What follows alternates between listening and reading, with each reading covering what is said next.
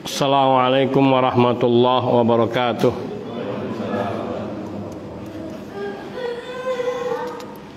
Innal hamdalillah nahmaduhu wa nasta'inuhu wa nastaghfiruh wa na'udzu billahi min syururi anfusina wa sayyiati a'malina. May yahdihillahu fala mudhillalah wa may yudlil fala hadiyalah. Wa ashhadu an la ilaha illallah wahdahu la syarikalah wa ashhadu anna Muhammadan abduhu wa rasuluh sallallahu alaihi wa ala alihi wa sahbihi wa sallama tasliman katsira, amma ba'd. Akhwani fid din, azani Allah wa iyyakum jami'a wa rahimani wa rahimakum. Kita masih di dalam pembahasan al-iman bir rusul, beriman kepada para rasul. Dan kita sedang bicarakan tentang jazakallahu khairan barakallahu beberapa keistimewaan yang diberikan Allah Subhanahu wa taala kepada nabi kita Muhammad sallallahu alaihi wasallam yang tidak diberikan kepada rasul-rasul sebelum beliau. Di antaranya yang telah kita bahas terdahulu 5 hal yang pokok. Yang pertama adalah perkara Isra dan Mi'raj, bahwa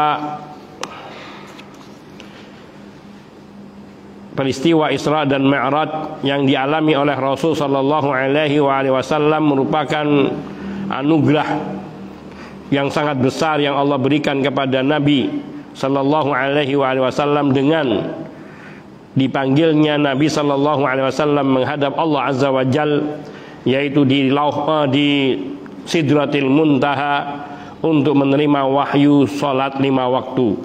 Yang hal ini tidak pernah sekalipun dialami oleh para nabi dan rasul sebelum nabi kita Muhammad sallallahu alaihi wasallam. Yang kedua yaitu pembahasan kita pada sore ini insyaallah taala, yaitu tentang keumuman risalah nabi kita Muhammad sallallahu alaihi wasallam, serta bantahan terhadap orang yang mengingkari akan keumuman risalah Nabi sallallahu alaihi wasallam. Makna keumuman risalah Nabi bahwa Nabi sallallahu alaihi wasallam diutus kepada seluruh umat manusia, bahkan kepada bangsa jin. Sedangkan umat-umat terdahulu, mereka rasul-rasul terdahulu, mereka diutus oleh Allah hanya kepada kaumnya, kepada umatnya saja. Maka ini adalah satu keistimewaan yang Allah Subhanahu wa taala berikan kepada Nabi kita Muhammad sallallahu alaihi wasallam, dengan dijadikannya risalah beliau umum bagi seluruh umat manusia dan bahkan bangsa jin. Namun ada segolongan dari bangsa Yahudi dan Nasara serta orang-orang yang mengekor ataupun mengambil dari pemikiran-pemikiran mereka yang berpendapat ataupun berpandangan bahwa Nabi kita Muhammad sallallahu alaihi wasallam beliau hanya diutus kepada bangsa Arab saja, sebagaimana rasul-rasul terdahulu mereka diutus kepada umatnya saja. Dan mereka membuat kekaburan dalam ucapan atau membuat syubhat-syubhat dalam perkataan mereka dengan mengatakan apabila agama Nabi Muhammad itu sallallahu alaihi wasallam adalah agama yang hak, yang benar, maka demikian pula juga dengan agama kami, yaitu Yahudi dan Nasrani. Hanya saja jalan menuju Allah beragam, atau bahasa umumnya banyak jalan menuju Roma. Jadi pandangan ini mereka munculkan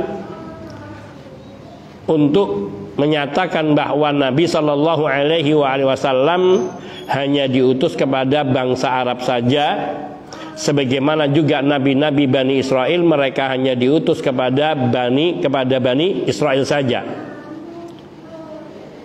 Mereka membuat syubhat lain dengan menyerupakan hal ini pada madhab-madhab yang 4 yang muktabar di agama kita, dengan mengatakan meskipun salah satu dari 4 madhab ini ada yang lebih rajih, akan tetapi semua imam-imam madhab mereka adalah orang-orang yang tidak menyimpang, yang tidak sesat. Ini mereka menganalogikan keadaan agama Nasrani, Yahudi dengan agama Islam seperti halnya 4 madhab, bahwa meskipun seandainya salah satu madhab itu yang rajih, yang kuat, yang benar, maka yang lainnya bukan berarti sesat atau sampai kafir. Maka mereka ingin mengatakan demikian pula sekiranya Islam itu adalah agama yang mungkin paling kuat, benar, namun agama-agama lainnya seperti Yahudi dan Nasrani tidak kafir. Ini syubhat yang mereka lontarkan di kalangan mereka, sehingga mereka ingin menanamkan faham pluralisme, yaitu beragamnya agama namun satu tujuan, beragamnya keyakinan namun kebenaran ada pada mereka semua, sehingga mengatakan tidak ada golongan yang sesat. Jelas perkataan yang demikian ini adalah perkataan yang batil. Sekiranya mereka mengakui kebenaran risalah Nabi Shallallahu Alaihi Wasallam, seandainya mereka benar-benar mengakui bahwa risalah Nabi kita Muhammad Shallallahu Alaihi Wasallam adalah risalah yang hak, agama yang benar, maka mereka wajib untuk membenarkan, mempercayai semua yang diberitakan oleh Nabi Shallallahu Alaihi Wasallam secara mutlak. Kalau mereka mengaku bahwa agama kita ini benar, maka mereka harus mempercayai semua yang diberitakan oleh Nabi Shallallahu Alaihi Wasallam. Dan Allah Subhanahu Wa Taala telah mengutus para rasulnya, dan Allah Subhanahu Wa Taala telah menurunkan kitab-kitab sucinya kepada para rasul. Dan Nabi Shallallahu Alaihi Wasallam sebagaimana difirmankan oleh Allah, Allah telah mengutusnya kepada seluruh umat manusia, sehingga mereka yang mengakui bahwa Nabi Muhammad SAW atau agama Islam itu adalah agama yang hak, agama Nabi kita adalah agama yang hak, mereka harus mempercayai apa yang disampaikan oleh Nabi, termasuk bahwa beliau diutus oleh Allah Subhanahu Wa Taala kepada seluruh umat manusia, sebagaimana firman Allah Subhanahu Wa Taala kepada kita semua melalui lisan Nabinya Sallallahu Alaihi Wasallam, Inni Rasulullahi ilaikum jami'an. Sesungguhnya aku adalah utusan Allah yang diutus kepada kalian seluruhnya. Dan inilah yang telah disabdakan oleh Nabi Sallallahu Alaihi Wasallam atau yang telah difirmankan oleh Allah Subhanahu Wa Taala. Dan Rasulullah Sallallahu Alaihi Wasallam beliau menegaskan, Inni Rasulullahi ilaikum jami'an, bahwa sungguhnya aku diutus kepada kalian semua. Dan beliau, para rasul dan termasuk Nabi kita Muhammad Sallallahu Alaihi Wasallam tidak pernah berdusta. Maka wajib mempercayai apa yang beliau sampaikan. Dan Nabi Sallallahu Alaihi Wasallam telah mengutus delegasinya, para sahabatnya ke berbagai negeri untuk menyampaikan surat beliau yang mengajak kepada agama Allah ke berbagai penjuru negeri dan kepada penguasa-penguasa yang ada pada masa itu, seperti kepada Kisra, penguasa Persia, atau kepada Kaisar, penguasa dari Romawi, atau kepada Najasyi, penguasa dari negeri Habasyah, atau Mukaukis, atau seluruh raja-raja yang ada di penjuru bumi pada saat itu, Nabi Shallallahu Alaihi Wasallam melalui surat beliau yang dibawa oleh utusan-utusan beliau mengajak mereka semua untuk beragama Islam, untuk menyembah Allah dan mengesahkan Allah dan mentaati Rasul Shallallahu Alaihi Wasallam. Kemudian Nabi Shallallahu Alaihi Wasallam memerangi ahlul kitab yang mereka menolak beriman kepada Nabi Shallallahu Alaihi Wasallam, dan bahkan beliau menawan anak keturunan dari bangsa Yahudi dan Nasara yang mereka tidak mau beriman, yang berada di dalam, yang mereka tertawan di dalam peperangan-peperangan, serta menghalalkan darah mereka. Dan Nabi mewajibkan jizyah atas mereka.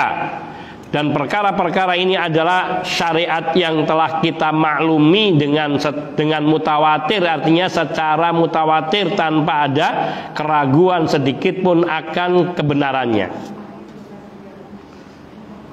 Nabi Shallallahu Alaihi Wasallam juga selain mengajak kepada para raja, para penguasa dari para ahlul kitab, Nabi juga menyeru kepada kaum musyrikin agar mereka beriman kepada diri beliau sebagai utusan Allah dan beriman kepada Allah Subhanahu wa taala sebagai sesembahan yang esa.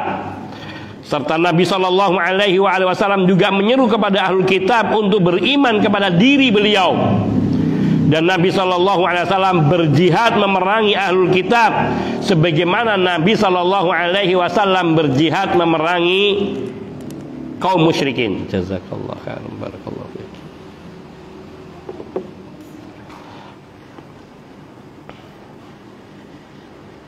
Nabi memerangi Bani Qainuqa.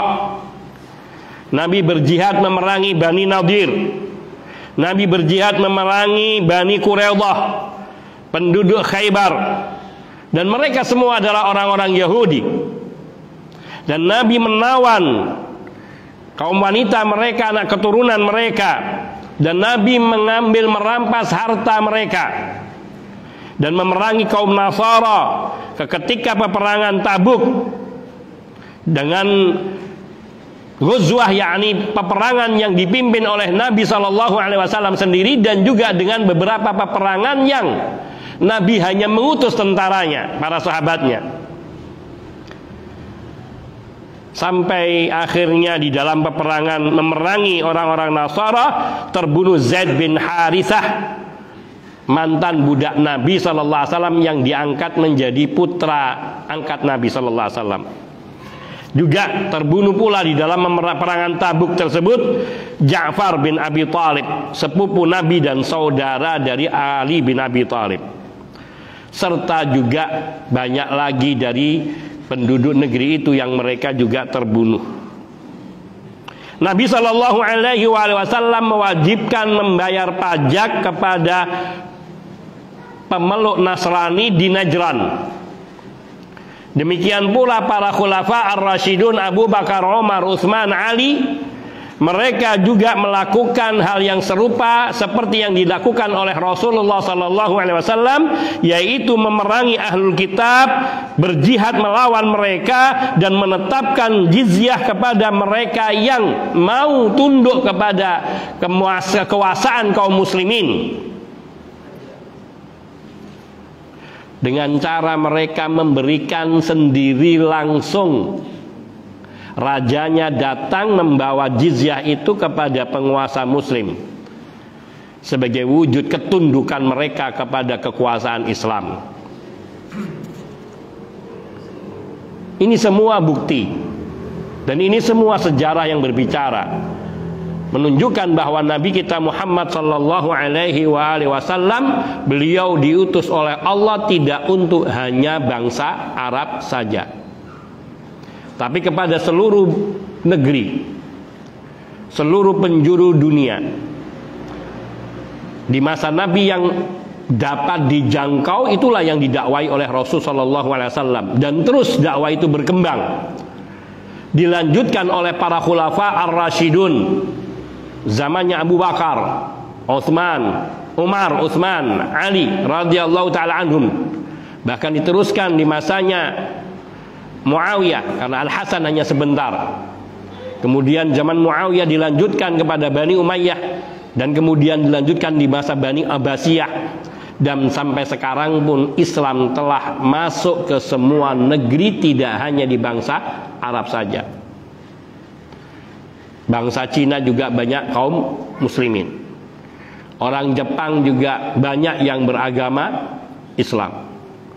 Orang-orang Barat dan Eropa juga banyak yang memeluk agama Islam. Bahkan sebenarnya kalau mau main hitungan kuantitas, maka penduduk Cina termasuk yang paling banyak kaum musliminnya. Kalau di persentase di dalam negeri paling berapa persen? Karena penduduknya hampir 2M, 1M lebih. Tapi yang muslim hampir sebanyak penduduk negeri Indonesia. Jadi sekiranya dibandingkan dengan kaum muslimin Indonesia, itu kaum muslimin Cina mungkin lebih banyak dari kaum muslimin di Indonesia. Cuman kalau di persentase di sana mungkin kecil, hanya berapa persen. Berapa persen? Sekitar 200 lebih, hampir menjelang 300 dibandingkan dengan 1,7M apa 1,6M penduduk Cina. Hanya sedikit.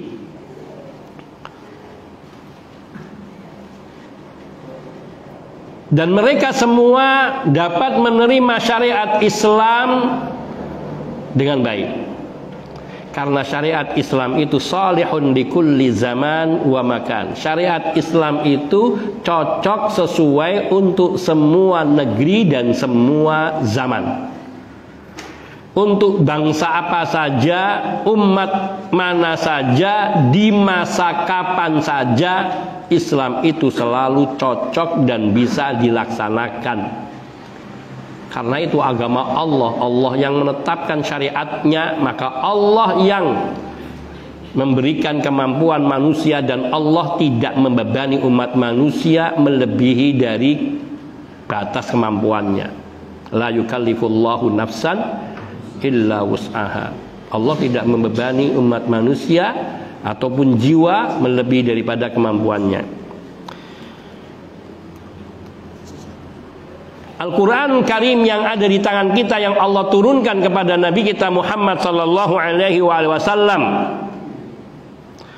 semua tahu bahwa itu adalah Al-Quran, adalah kitab suci yang diturunkan Allah kepada Nabi kita sallallahu alaihi wasallam. Dan di dalam ayat-ayatnya begitu banyak seruan-seruan kepada ahlul kitab, yang perintahnya agar mengikuti Nabi sallallahu alaihi wasallam.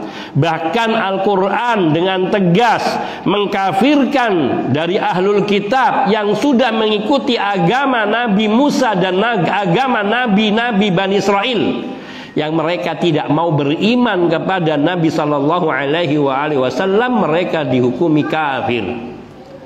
Sekiranya Islam hanya untuk bangsa Arab saja, maka mengingkari Nabi mungkin tidak sampai kafir, mungkin. Tapi nyatanya bahwa Al-Quran mengkafirkan, menghukumi kufurnya dari bangsa Yahudi ataupun ahlul kitab, baik Nasrani maupun Yahudi, yang tidak beriman kepada Nabi sallallahu alaihi wasallam. Dan seperti Allah mengkafirkan kaum musyrikin yang mereka tidak mau beriman kepada Nabi sallallahu alaihi wasallam. Di dalam surat An-Nisa ayat 47, Allah tabaraka wa taala berfirman, ya ayyuhalladzina utul kitaba aminu bima nazzalna musaddiqan lima ma'akum. Allah berfirman, wahai orang-orang yang diberi Alkitab, maknanya dari bangsa Yahudi dan Nasrani. Allah berseru kepada bangsa Yahudi dan Nasrani. Apa perintah Allah kepada mereka ketika Allah menyeru mereka, ya ayyuhalladzina utul kitaba aminu berimanlah kalian bima nazzalna, terhadap apa yang telah kami turunkan, yakni kitab suci Al-Qur'an yang Allah turunkan kepada Nabi sallallahu alaihi wasallam. Musaddiqan lima ma'akum, yang kitab suci Al-Qur'an itu seluruh isinya membenarkan apa yang ada pada mereka, yang ada pada kalian. Musaddiqan lima ma'akum, yakni membenarkan semua ajaran yang ada pada kalian yang terdapat di dalam kitab-kitab suci kalian. Maknanya bahwa ajaran Nabi kita Muhammad sallallahu alaihi wasallam tidak satu pun bertentangan dengan ajaran kitab-kitab suci sebelum Nabi. Al-Quran tidak sedikit pun mengingkari ajaran pokok daripada kitab suci Taurat maupun Zabur maupun Injil maupun kitab-kitab suci lainnya yang Allah telah turunkan kepada para nabi. Dan di antara firman-firman Allah Subhanahu wa taala yang termaktub di dalam Al-Qur'an, Allah berseru dengan panggilan kepada selain kaum mukminin dari nabi kita, dari umat nabi kita, seperti diantaranya panggilan ya ahlal kitabi, wahai ahlul kitab. Juga panggilan Allah kepada Bani Israel, ya Bani Israel. Kalau Al-Quran itu hanya dikhususkan untuk bangsa Arab saja, maka tidak akan ada panggilan kepada selain bangsa Arab. Sementara di dalam Al-Quran ada seruan ya Bani Israil azkuru ni'matallahi allati an'amallahu ya ayyuhalladzina ya Bani Israil azkuru ni'matallahi alaikum. Wahai Bani Israel, ingatlah terhadap kenikmatan-kenikmatan Allah yang telah Allah berikan kepada kalian. Dan banyak lagi ayat-ayat serupa. Ya ahlal kitab, ya Bani Israel. Juga Allah Subhanahu wa taala berfirman di dalam surat Al-Bayyinah ayat 1 sampai dengan ayat 7, di antaranya Allah menyebutkan lam yakunil ladina kafaru min ahlil kitabi wal musyrikina munfakkina hatta ta'tiyahumul bayyinah, sampai kepada firman Allah hum khairul bariyah. Di sini Allah Subhanahu wa taala berfirman, dan firman Allah itu ditujukan kepada ahlul kitab, juga kaum musyrikin. Dan Allah tegaskan, yakni mereka yang tidak beriman kepada Nabi dari ahlul kitab, dari kaum musyrikin, mereka semua kafir. Allah katakan lam yakunil ladina kafaru min ahlil kitab wal musyrikina munfakkina hatta ta'tiyahumul bayyinah. Artinya bahwa orang-orang yang kafir, bahwasanya orang-orang dari ahlul kitab dan kaum musyrikin, mereka itu tidak kufur sehingga datang kepada mereka keterangan yang nyata tentang diri jati diri Nabi sallallahu alaihi wasallam yang Allah jadikan sebagai rasul dan Allah utus untuk seluruh umat manusia. Kemudian sudah jelas keterangan ini mereka ingkari sehingga mereka menjadi kafir karenanya. Sebelumnya ketika mereka beriman kepada kitab mereka masih beriman. Namun ketika telah datang keterangan dari Allah melalui lisan Nabi sallallahu alaihi wasallam, juga yang berupa firman Allah dalam ayat-ayat suci Al-Qur'an yang menerangkan tentang diri Nabi, yang sesungguhnya jati diri Nabi sallallahu alaihi wasallam telah diterangkan di dalam kitab suci mereka. Ciri-ciri dan sifat Nabi kita Muhammad sallallahu alaihi wasallam telah termaktub di dalam kitab suci mereka, baik Taurat, Zabur maupun Injil. Dan mereka sudah mengenal Nabi kita sallallahu alaihi wasallam, sifat-sifatnya. Hanya belum pernah bertemu dan belum ditegaskan dari bangsa apa. Namun sudah diterangkan sifat-sifatnya. Dan mereka mendapati sifat-sifat dari Nabi kita Muhammad sallallahu alaihi wasallam Sifat-sifat yang tersebut di dalam kitab suci mereka itu terdapat pada diri pribadi Nabi kita Muhammad sallallahu alaihi wasallam yang ternyata bukan dari bangsa Yahudi. Sehingga mereka kecewa dan mereka hasad dan menolak untuk beriman. Dan ini menunjukkan bukti bahwa mereka telah tahu akan ada seorang nabi di akhir zaman yang diutus kepada mereka. Allah Subhanahu wa taala juga telah berfirman di dalam surat Al-A'raf ayat 158. Allah berfirman, "Qul ya ayyuhan nasu inni rasulullahi ilaikum jami'anil ladzi lahu mulkus samawati wal ardi." Katakanlah wahai Nabi sallallahu alaihi wasallam. Allah berfirman, ya ayyuhan nas, wahai manusia, wahai sekalian manusia. Inni Rasulullah ilaikum jami'an, sungguhnya aku diutus oleh Allah kepada kalian semuanya. Jami'an. Alladzi lahu mulkus samawati wal ardi, Allah yang mengutusku adalah Allah yang memiliki kerajaan langit dan bumi. Di sini Allah memerintahkan kepada Nabi untuk mengatakan kepada seluruh umat manusia, ya ayyuhan nas. Allah tidak merintahkan Nabi untuk mengatakan hanya kepada orang-orang mukmin atau bangsa Arab saja. Tidak mengatakan ya ayyuhal Arab, tidak mengatakan ya ayyuhalladzina amanu, tapi perintah untuk mengatakan tentang ini dengan firman-Nya, kul, katakan wahai Nabi, ya ayyuhan nasu, wahai sekalian manusia. Baik bangsa Arab maupun Yahudi maupun Nasrani maupun di luar mereka semua. Ini, katakan kepada mereka semua, ini Rasulullah, aku adalah utusan Allah, ilaikum jami'an, kepada kalian semuanya. Dan ditegaskan yang mengutus beliau adalah Allah, lahu mulk alladzi lahu mulkus samawati wal ardi, yang memiliki kerajaan langit dan bumi. Maka sungguh sangat jelas sekali dalil-dalilnya bahwa Nabi kita sallallahu alaihi wasallam diutus kepada seluruh umat manusia, dan agama yang dibawa oleh Nabi ini akan sangat cocok sesuai bagi semua umat dan semua masa. Maka tidak perlu ada Islam Nusantara, tidak perlu ada Islam merah putih.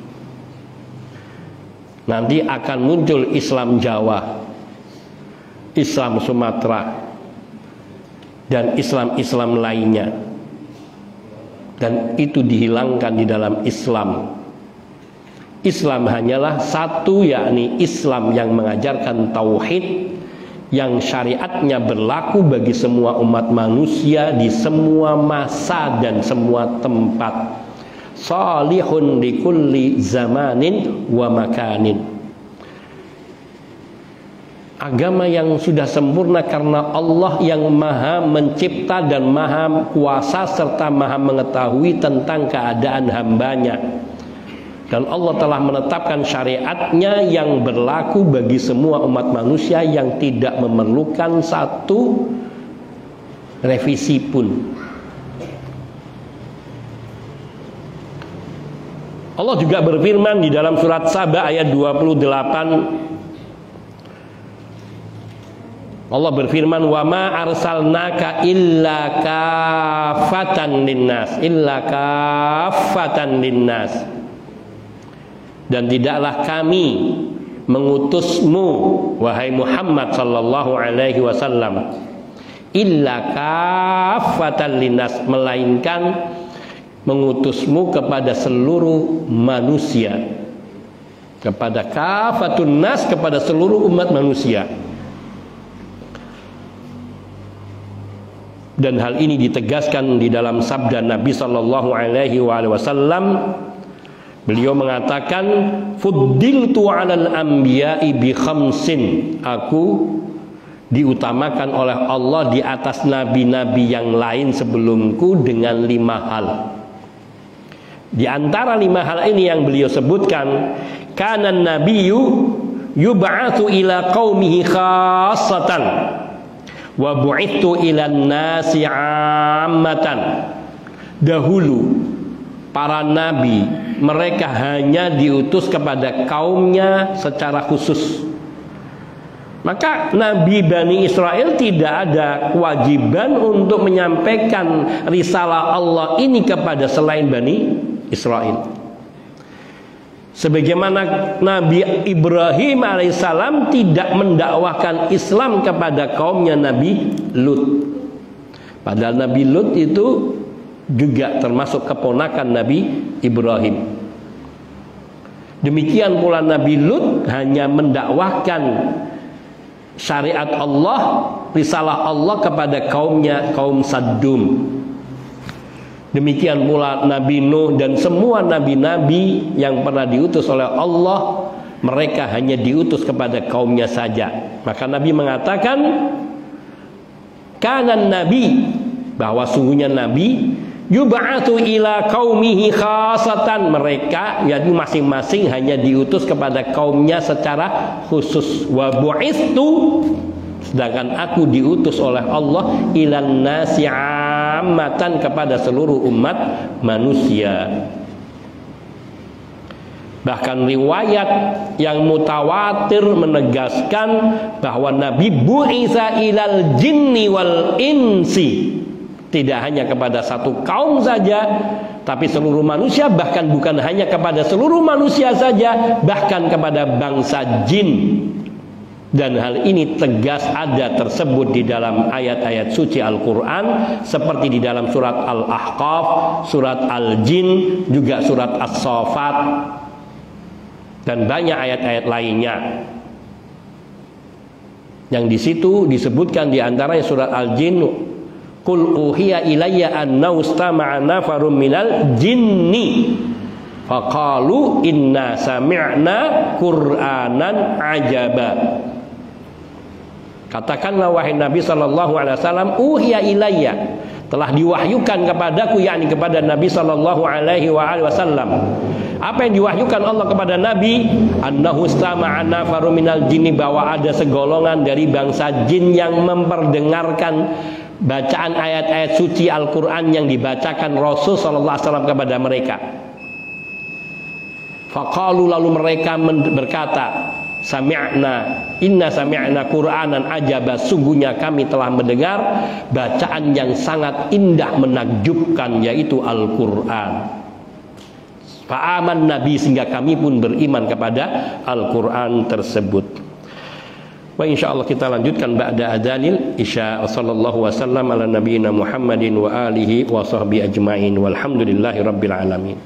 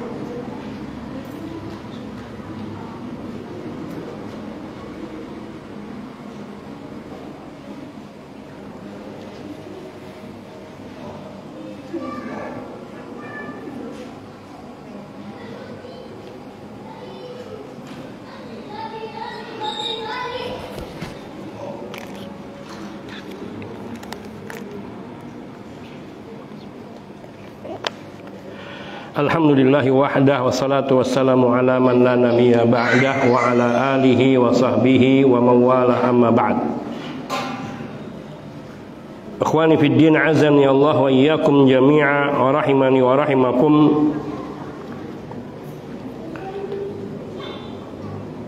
Maka kesimpulannya, apabila telah diketahui secara pasti bersandarkan kepada riwayat-riwayat yang mutawatir, yang kedudukan mutawatirnya seperti mutawatirnya munculnya dakwah Nabi Sallallahu Alaihi Wasallam kepada Islam, bahwa Nabi Sallallahu Alaihi Wasallam telah diriwayatkan secara mutawatir beliau menyeru ahlul kitab agar mereka semua beriman kepada diri beliau, dan bahwasanya Nabi Sallallahu Alaihi Wasallam beliau telah menghukumi kufurnya, menghukumi kafirnya orang yang tidak mau beriman kepada diri beliau dari kalangan ahlul kitab, meskipun mereka dulu beriman kepada nabi-nabi dari Bani Israel dan beramal dengan kitab-kitab suci yang Allah turunkan kepada mereka. Namun ketika mereka menolak beriman kepada Nabi Sallallahu Alaihi Wasallam, maka mereka dihukumi kafir oleh Nabi Sallallahu Alaihi Wasallam. Dan tentu Nabi tidak akan menghukumi kafir kecuali dengan ketetapan risalah dari Allah Subhanahu Wa Taala. Nabi Sallallahu Alaihi Wasallam juga telah diriwayatkan secara mutawatir beliau diperintahkan oleh Allah untuk memerangi kaum Yahudi dan Nasara atau ahlul kitab, yaitu memerangi mereka sampai mereka masuk Islam. Pilihannya memerangi di sini adalah melakukan upaya-upaya untuk menjelaskan tentang Islam, mengajak mereka kepada Islam dan sampai mereka memahami Islam.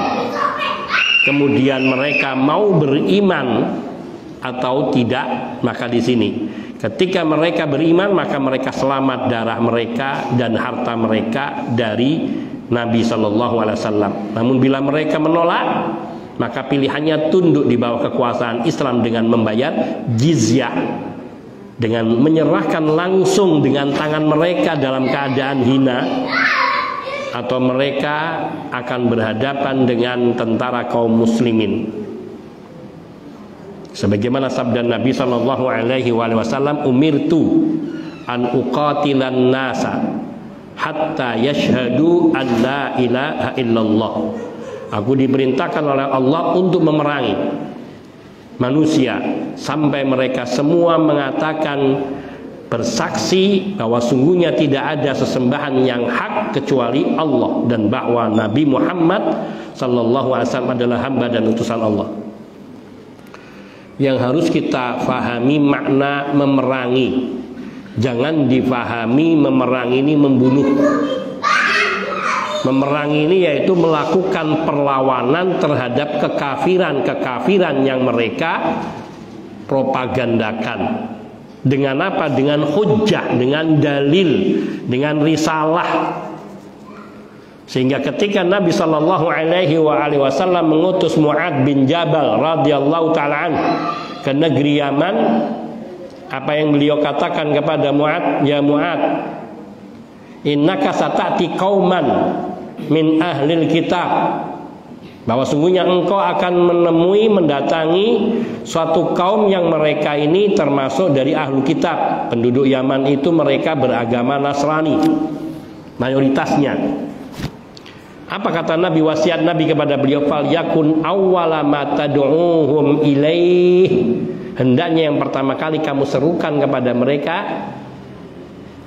al-ayyashhadu an la ilaha illallah, agar mereka bersaksi bahwa sungguhnya tidak ada sembahan yang hak kecuali Allah.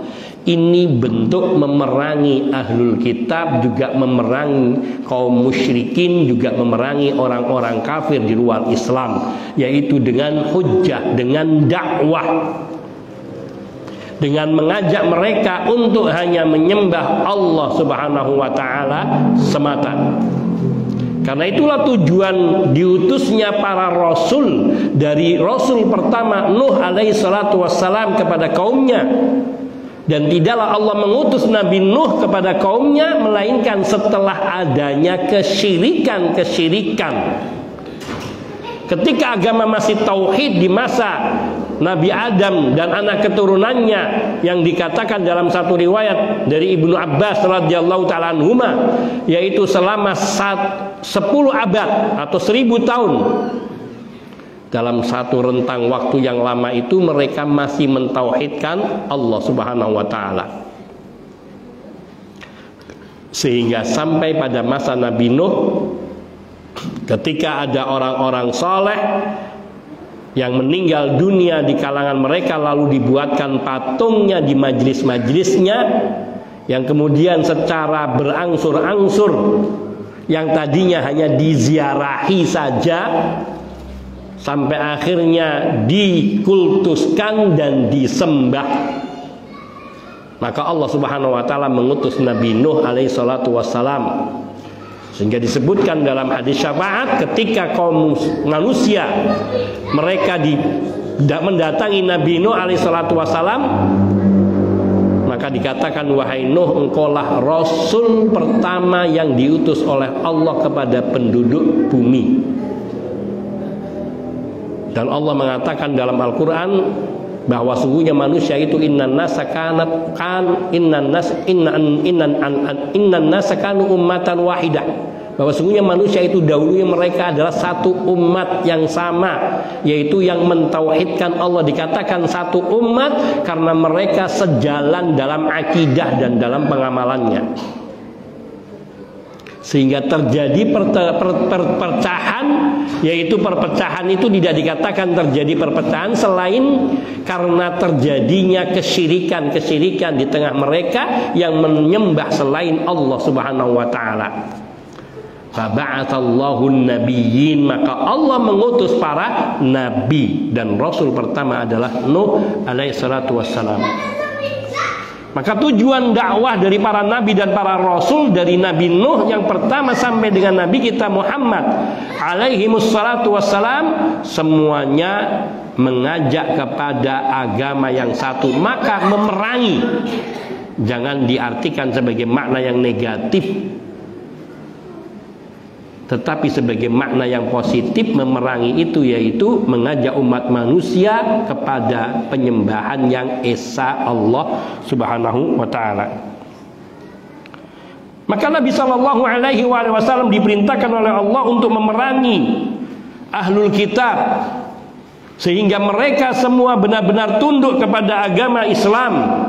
Dan atau mereka kalau tidak mau masuk Islam, yu'tul jizyata an yadin wa hum shaghirun, membayar jizyah, membayar pajak kepada penguasa muslim yang ada pada masa itu secara langsung dari tangan mereka kepada penguasa Islam sebagai bentuk penghinaan dari Allah. Dan bila mereka menolak, tidak mau masuk Islam, tidak mau membayar jizyah, maka pilihan ketiganya adalah perang.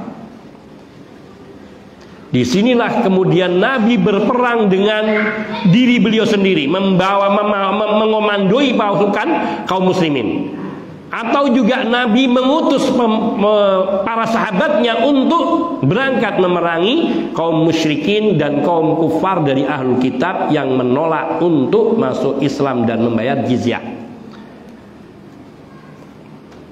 Kadang mungkin kelihatannya sangat sadis sekali Islam, sedikit-sedikit perang. Sesungguhnya ini yang kemudian dipropagandakan oleh Barat, bahwa Islam itu keras, sadis, perang. Tapi kalau kita mau memahami, menghayati dengan bahasa iman, coba ketika agama tauhid ini merata di seluruh muka bumi ini, apa yang terjadi? Kedamaian, keselamatan, keamanan, kesejahteraan. Baldatun thayyibatun wa rabbun ghafur. Karena pemimpin-pemimpin muslim yang beriman kepada Allah dan beriman kepada Rasulnya sallallahu alaihi wasallam dan taat menjalani agama tidak akan memimpin dengan kedzaliman sebagaimana pemimpin-pemimpin non muslim. Sehingga misi daripada dakwah tauhid, dakwah para rasul ada liyakuna dinu kulluhu lillah, agar semua agama di muka bumi ini adalah mentunduk kepada agama Allah, yaitu tunduk kepada Allah Subhanahu wa taala atau beragama Islam.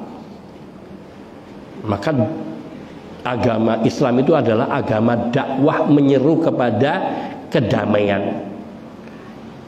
Kedamaian itu tidak akan tercapai kecuali dengan dipeganginya ajaran Islam. Karena syariat Islam ini yang benar-benar memperhatikan umat manusia dan kesejahteraan mereka, kepentingan mereka. Semua syariat hukumnya bila ditegakkan dengan baik dan benar, maka keamanan, kebahagiaan, kesejahteraan itu akan diperoleh. Karena penguasa Islam mengajak hanya untuk meraih kebahagiaan akhirat terutama. Dan siapa yang tujuannya adalah akhirat, maka dia akan memperoleh kebahagiaan dunia dan akhiratnya. Karena Islam tidak ingin memandang melihat suatu negeri yang rakyatnya akan menderita. Coba kita perhatikan di semua negeri di mana kaum muslimin minoritas, selalu mereka tertindas. Dan kita perhatikan di semua negeri yang tidak ada syariat Islamnya ataupun orang negeri-negeri kafir, kita bisa melihat kehidupan mereka kacau. Mungkin secara ekonomi, kemajuan teknologi pesat, tapi berapa banyak peristiwa pembunuhan, pemerkosaan, perampokan di setiap hari. Mungkin ada di sebagian kota, di sebuah negeri, sebagian kota aman nyaman, tapi berapa prosentasenya dan berapa lama bertahannya kondisi seperti itu. Tapi di negeri Islam kita bisa melihat di zamannya Rasulullah Sallallahu Alaihi Wasallam dan para sahabat yang mulia Al-Khulafa Ar-Rasyidun. Kita bisa melihat bagaimana kehidupan kaum muslimin dan kehidupan umat manusia. Bahkan ahlul kitab yang berada di bawah kuasaan kaum muslimin, mereka selalu di dalam perlindungan keamanan.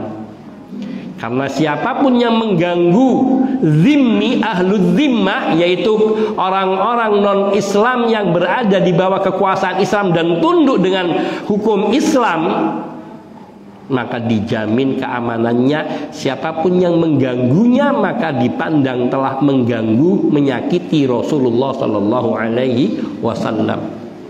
Maka seorang yang beriman tidak akan berani menyakiti Nabi, tidak akan berani mengganggu Nabi dengan cara tidak mengganggu ahlul zimmah, orang-orang non muslim yang berada di bawah kekuasaan kaum muslimin. Maka sungguh makna jihad di dalam Islam itulah hakikat daripada kedamaian. Kedamaian dunia itu hanya akan diperoleh dengan jihad. Jihad itu tidak harus dengan pedang. Pedang itu bila hanya dibutuhkan dan itu ada di bawah kekuasaan seorang imam muslim yang berpegang kepada kitabullah.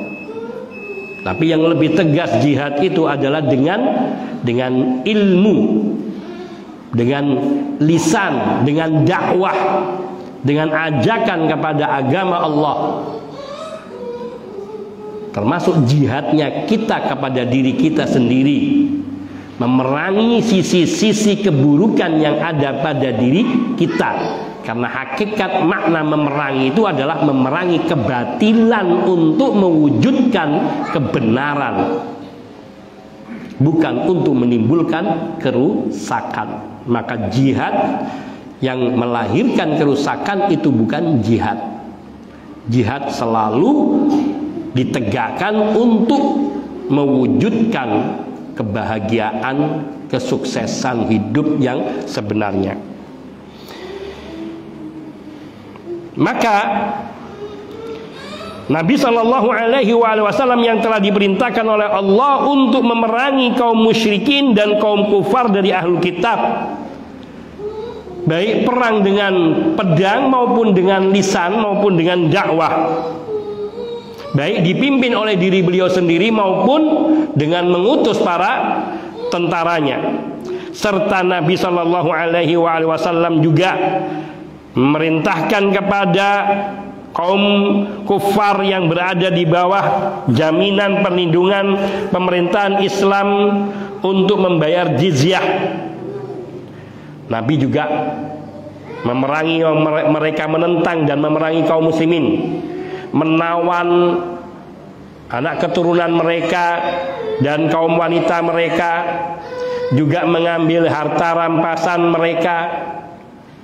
Dan Nabi juga mengepung Bani Qainuqa, kemudian mengusir mereka kepada tanah lapang.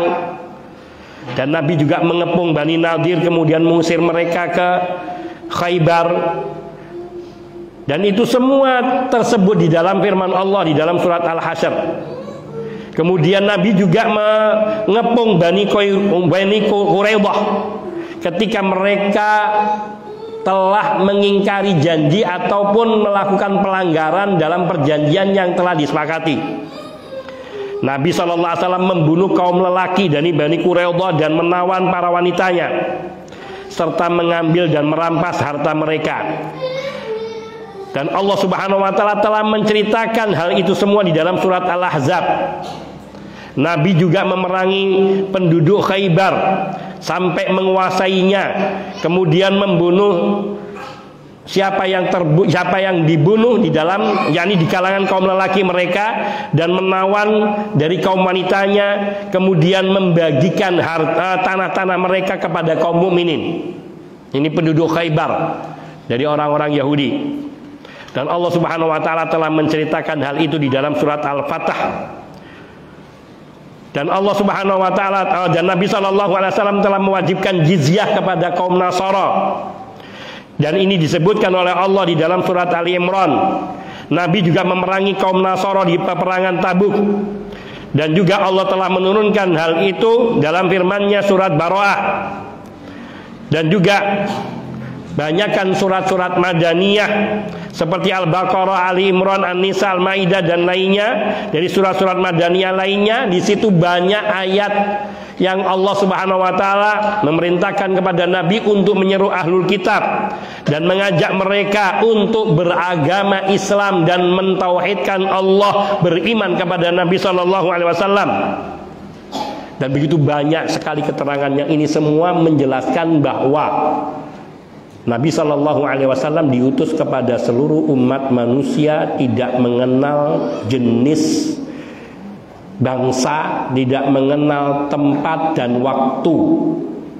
Maka kalau ada yang mengatakan hukum syariat Islam itu hanya patut berlakunya pada zaman Nabi, zaman para sahabat, seperti perkataan kebanyakan kaum sekuler, kaum rasionalis, maka ini adalah perkataan yang batil, tidak berdalil sama sekali. Dan sungguhnya Islam adalah jalan menuju kebahagiaan dunia dan akhirat bagi seluruh umat manusia. Wah, insya Allah kita akan melanjutkan pembahasan ini di pertemuan mendatang berikutnya biidznillah ta'ala. Dan semoga Allah Subhanahu wa Ta'ala memberikan kita ilmu, tambahan ilmu untuk mengambil dan meyakini semua yang datangnya dari Rasulullah Sallallahu Alaihi Wasallam sebagaimana yang beliau ajarkan dan sebagaimana yang dipahami oleh para sahabat Nabi yang mulia radhiyallahu anhum dan juga para tabi'in. Hadza minni wal afu minkum wa sallallahu wasallam ala nabiyyina Muhammadin wa alihi wa sahbihi ajmain walhamdulillahi rabbil alamin. Mungkin ada pertanyaan? Kalau tidak ada, kita tutup dengan bacaan kafaratul majlis. Subhanakallahumma bihamdika asyhadu an la ilaha illa anta astaghfiruka wa atubu ilaik. Assalamualaikum warahmatullahi wabarakatuh.